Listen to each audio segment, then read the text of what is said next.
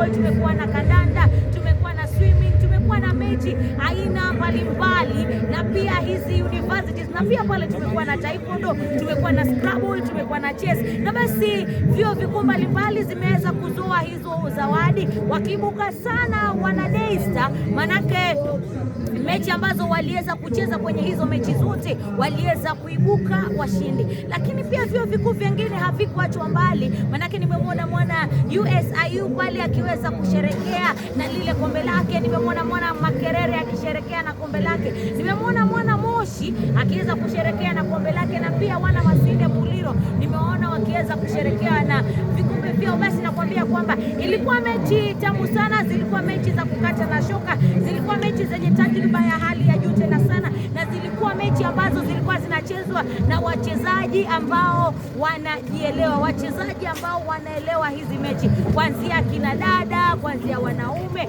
na pia kumekuwa na zile mechi za PWD, yani persons with disabilities, kama vile sitting volleyball, pale mahali ambapo unacheza ule mchezo wa volleyball kama umeketi chini. Tukakuwa na kitu kama goalball, ile mpira ambao unacheza kama umefungwa macho, ni sauti tu ama ule mlio wa ule mpira ndio unafanya nini, unausikiza. Lakini yote 9-10, mpenzi msikilizaji, mtazamaji, imekuwa mechi za kufana, zimekuwa tournamenti za kufana, na pia tunaziita kwamba zimefika kikomo, zikaandaliwa nchini Kenya, kaunti ya Kakamega, kaunti ambayo inajulikana sana kwa michezo, Masinde Muliro University of Science and Technology. Na basi sisi kama watu wa Angusu TV tumekuwa basi na nafasi ya kukuletea mechi hizi moja kwa moja na kukuletea matangazo haya na pia matokeo moja kwa moja. Niite Riziki Ivona nikitangazia Angusu TV, kaunti ya Kakamega, nchini Kenya, chuo kikuu cha Masinde Muliro cha kisayansi na kiteknolojia.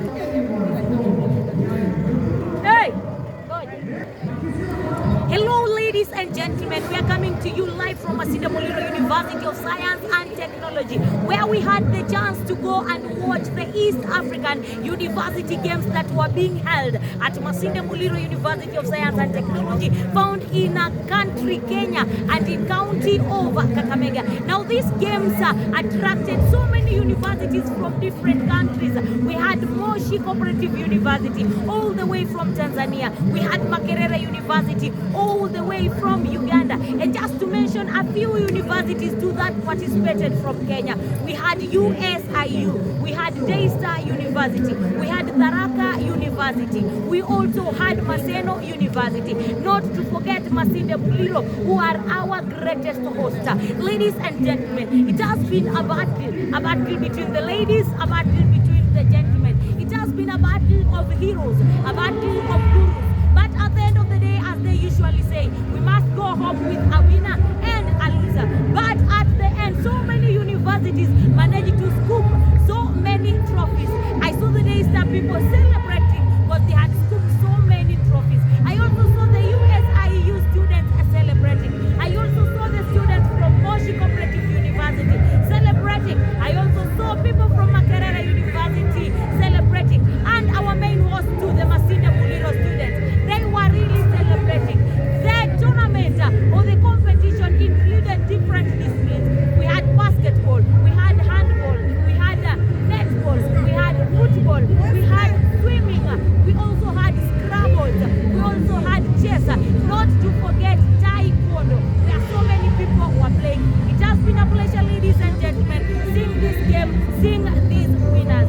I am telling you that it has been a home of talent, and it was so much sweet watching these tournaments. Remember, all this has been brought to you by Angusu TV. Call me Riziki Ivona from Kenya, Kakamega County, Masinde Muliro University of Science and Technology.